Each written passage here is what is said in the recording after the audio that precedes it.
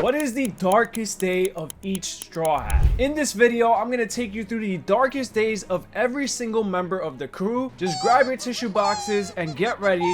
This is going to get pretty dark very fast. We're starting this off with Franky, and it's easy to remember what his darkest day was. It's the day Franky watched his mentor and father figure, Tom, sentenced to death. You see, when Franky was 26 years old, he was framed by Spandam, who at the time was the leader of CP5. Basically, he used the warships Franky built to attack Water 7. And even though Tom and the gang managed to keep the damage to the minimum, it was too late. The propaganda was already in motion, and ultimately, Tom ended up taking responsibility for Franky's ship. He had the option to claim his pardon because he had built the sea train like he said he would, but he claims the pardon for this crime instead of the original crime it was supposed to pardon. Naturally, this reinstates his original sentence, and thus he must face the punishment for his original crime, the crime of building the Pirate King's ship, Oro Jackson. At that moment, Tom, who wanted to show Franky what it means to be a shipwright, claimed that he is proud to have helped Roger. Tom immediately collapsed because of tranquilizers and was going to be taken away to Enies lobby to be executed, but Franky, he just wasn't having it. He hit Spandam in the face with a rifle and then attacked the sea train with his weapons, and in the end he even stood right in front of the sea train to stop it. There was just absolutely no way he was going to accept this. However, as we saw, his body was run down by the train. The world thought that Cutty Flam died that day, and in hindsight, it is indeed the darkest day of his life. His own weapons were used to stage a false flag, which led to the execution of the most important man in his life. And he did everything to stop it, but in the face of the world government, he was still too small. Moving on to the next Straw Hat, we've got Brook. Honestly, I say this with a heavy heart. Brook's darkest day is the day after him and his crewmates were singing Bink Sake one last time before all dying. Brook knew that he'd revive because of the fruit he had eaten, so he had asked all his crewmates to sing one last song with him that they'd record on a tone dial so he can play it for Laboon to hear one day. He woke up again. It was the first day of his second life, yet also his darkest. It had taken his soul roughly a year to find his body, and by that time, it had turned into a skeleton. And even though we know that Brook is the Straw Hat who wears his heart on his sleeve, just imagine, it's the first day of your second life. He is a skeleton, and the first thing he does is gather up the corpses of all his dead crewmates and stores them in coffins. And for decades after this, Brook remained on the ship entirely alone. For him, his darkest day continued for 5 decades. But next up, we got Tony Chopper. Chopper was shunned by his parents and fellow reindeers because of his blue nose, and when he ate the human fruit at age 9, he was finally kicked out of the herd for being too different. He tried talking to humans, but they saw him as a yeti and shot at him. Just when Chopper lost all hope at the verge of death, Dr. Hiralik found him. He took him in, named him, and treated him like a son. He taught Chopper that the Jolly Roger was a symbol of strength against all odds, and that there is no disease that cannot be cured. Now, after a year of living with Chopper, Hiralik realized he was dying from a terminal illness. He pushed Chopper away because he didn't want his boy to watch him suffer. However, Chopper found out that Hiralik was dying, but because there is no disease that cannot be cured, he went on a solo mission to find the miracle mushroom called the Amidake. He even fought his old herd and got badly beaten just to bring it back. What Chopper didn't know was the truth about that mushroom. See, the skull and crossbone symbol next to the mushroom's name in the book did not mean that it was the cure-all medicine.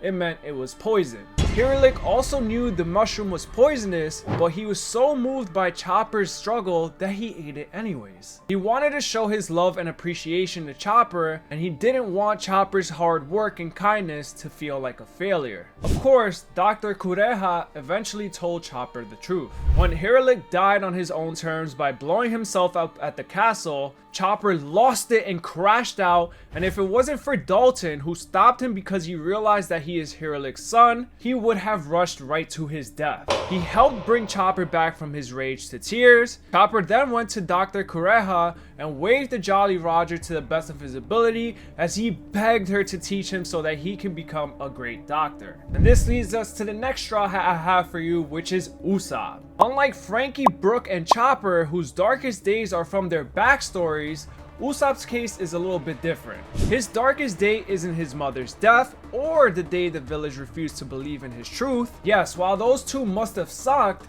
his darkest day is a bit more obvious. It was when he fought his captain for the Going Merry.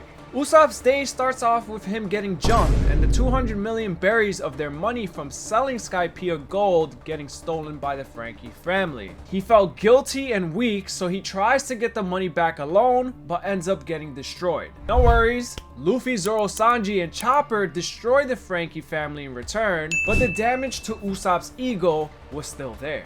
Usopp was beginning to feel extreme guilt and insecure. So when he sees that the Going Merry is too damaged to sail again, and how Luffy has decided that they need a new ship, Usopp took this personally. Not only is the Going Merry a connection to his home and also his girl Kaya, but it's a representation of his value to all the other Straw Hats. So naturally, he saw the broken ship as a reflection of himself, a weak member of the crew who might be thrown away once he was no longer useful. The big argument between Luffy and Usopp happens, and it leads to a duel over the ownership of the Going Merry. Despite using every trick and dial he had, Usopp loses to Luffy. Luffy leaves the ship to Usopp and walks away in tears. Although Usopp being so insecure played a role of how things ended up this way, the fact that everything was already going wrong for him doesn't change. At that moment, he was at his worst. It was obvious even to him that the Going Merry cannot go any longer, and to make matters worse, in that moment, he wasn't even a Straw Hat. Moving on to Nami, her darkest day happened at the age of 10. And much like how Brook's darkest day lasted 5 decades, Nami's darkest day lasted a long 8 years. One day, after a fight about hand-me-down clothes, Nami yelled that she wished she had been adopted by a rich family. She ran away, not knowing it would be the last time she'd speak to Belmere peacefully, because suddenly, the Arlong pirates entered the chat. They demanded a tax for every person, 100,000 berries for adults and 50,000 for children, and if you can't pay, you die. Belmere only had 100,000 berries she could have paid for herself while hiding Nami and Nojiko, but she refused to deny the fact that they were family. She used the money to pay for Nami and Nojiko and accepted her death. Then Arlong saw Nami's talent for map making and kidnapped her. He made a deal. If she brought him 100 million berries, he would let her buy back the freedom of her village. To save her people, Nami joined Arlong's crew as their cartographer and had their mark tattooed on her shoulder. Then all by herself, for 8 years long, Nami stole from pirates, went hungry, and got shot at, all to secretly fill a chest in Belmere's orchard with enough money to buy her village's freedom from the man who killed her mother. Even after she joined Luffy and Zoro, the day didn't end. It wasn't until she started stabbing the Arlong's pirate tattoo on her shoulder, the symbol of the Dark Day, to rid herself of it, and Luffy stopped her. She then asked Luffy for help, and that dark day that had lasted 8 years finally came to an end. Next, let's talk about Jinbe, and let me ask you guys, what do you think is his darkest day? Is it when he watched Fisher Tiger refuse human blood? Or was it when he was chained and shackled and impaled down, not able to help anybody? The simple answer is no. While Fish Tiger's death was foundational for Jinbe, as it was what defined his role as the successor of the Sun Pirates and the one who bridges the gap between humans and fishmen, it wasn't his darkest day. And while being chained down and impaled down was bad, he accepted the punishment because it was in response to his refusal of joining the war against Whitebeard. Yes, exactly. Jinbe's darkest day is exactly what you're thinking right now. In comparison to Fisher Tiger's death, Ace's death was arguably darker and more personally harrowing for Jinbe. The direct emotional connection to Luffy and the profound sense of hopelessness it created at Marineford The entire sequence involved him watching Ace's death, watching Luffy fall into despair, and not even getting a moment to grieve before he had to jump in and protect Luffy from Akainu, and then it being followed by Whitebeard's death, a man who was just as much of a father to Jinbe as he was to the other Whitebeard pirates. But even after all that, Jinbe could not allow himself any time to be down. He had to be there for Luffy and make Luffy realize that he still had his crew. He had to hold himself together to protect Luffy, not just because Ace asked him of it, or because Whitebeard asked the pirates to follow him, but because he had realized that Luffy was him. But moving on to the next one, we got Nico Robin. Her aunt's family treated her like Harry Potter, and although she had the scholars at the Library of Ohara to spend time with, she did not make her first true friend until she was 8 years old. That being Jaguar D. Saul washed up on the beach. He became her first true friend, but he arrived to Ohara to tell the scholars that the government is after them. Fast forward a little bit, and Robin's mother, Ovia, also returned to Ohara to warn the scholars, but they were already surrounded. In the absolute chaos that was going on, as Robin realized that Ovia was her mother, Ovia tried her best to pretend otherwise so Robin could escape and live a normal life. She didn't want her labeled as the daughter of a criminal. But then, the emotional dam breaks. Robin breaks down in tears as she is trying to make Ovia remember her, and even reveals that she had become able to read the poneglyphs. Ultimately, the situation escalates to the point where the chaos itself allows Ovia and Robin a moment to finally hold hands. Ovia is proud of Robin for studying so hard. She sends Robin away with Saul, and her final words to her are, "Live, Robin, continue to live." As the island burned, Saul protected Robin from the Navy. Before he was frozen alive by Vice Admiral Kuzan, he told Robin something she would never forget. "The ocean is vast. One day you will definitely find friends who will protect you. No one is born in this world to be alone." In the end, Kuzan let Robin escape, but the government immediately put a 79 million berry bounty on her 8-year-old head, and because of the destruction of Ohara, everyone and everything she knew was gone. And as tragic as that was, Robin's darkest day continues for another 20 years. Robin will continue to be hunted down everywhere.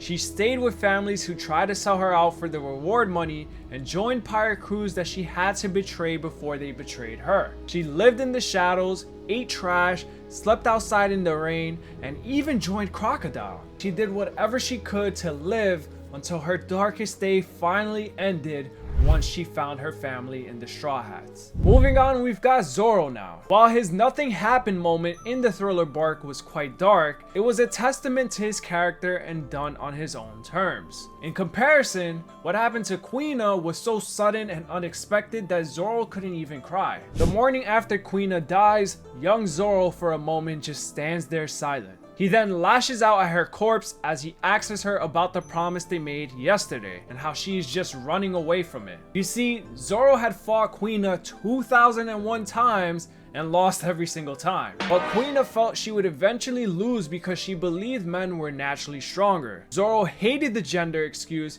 He wanted to beat her because of skill, so they made a promise that one of them would become the greatest swordsman in the world. Now, the last time we ever saw Zoro in tears was when he lost to Mihawk and vowed to never lose again. But the time before that was when he asked for Kuina's sword, Wado Ichimonji, so that he can become strong for her sake too and have the greatest swordsman title and reach the heavens too. Now, after Zoro, we've got Sanji, and his childhood is just full of dark days. He was locked up in a dungeon for 6 months, and when he tried to run away thanks to Reiju's help, his father accepted it because he did not want Sanji to exist anymore, yet he lacked the will to kill him himself. There's also the day he washed ashore a tiny rock with Zeph, but that pales in comparison to Sanji's experience with the Vinsmokes. And yet, even all of that I mentioned pales in comparison to what Sanji does in chapter 844. To protect Baratie and the Straw Hats from Big Mom, Sanji had to beat Luffy,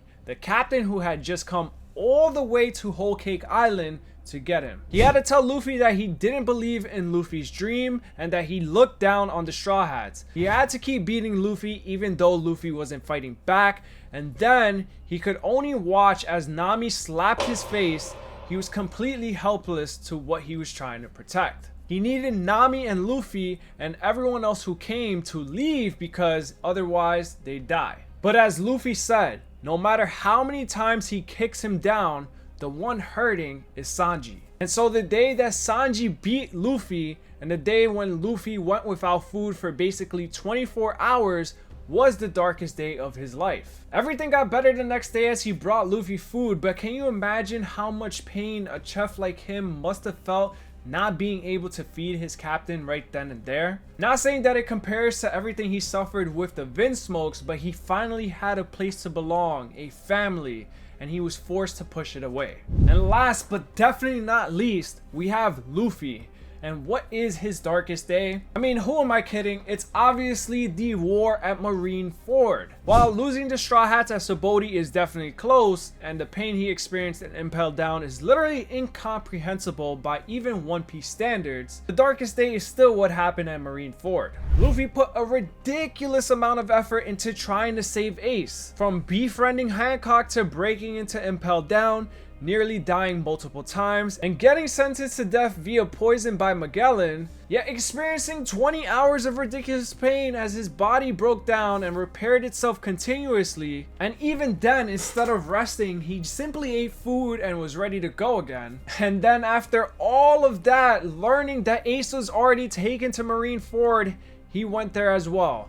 Eventually, after facing death multiple times even at Marineford, he was able to free Ace, only to have it all ripped away. He had to watch Ace get killed by a Kainu right in front of him and experience the worst kind of despair. His mind, even after all he had experienced just now, could not comprehend Ace's death. Luffy's spirit was truly completely broken. Even when he woke up, he could not cope with what had just happened and how weak he was, and he started destroying himself. Who knows what would have happened to Luffy if Jinbe wasn't there to show him that he still had his crew. And with that being said, those are the darkest days of each Straw Hat. Now I want to hear from you guys. What do you guys think? Which one hit you the hardest? Was it Usopp's mental and emotional breakdown? Brook's 50 years of solitude? Maybe Nami's slavery? Or was it Luffy's despair as he realized he could not save Ace? Let me know all your thoughts down in the comments, and as usual, I'll be responding to them as best as I can. But if you guys enjoyed today's video, do me a favor, smash that like button, hit that subscribe button so you guys don't miss out on the next upload I have for One Piece here on the channel. That's all I got for y'all today, folks. Take it easy, and I'll catch y'all in the next upload. Peace.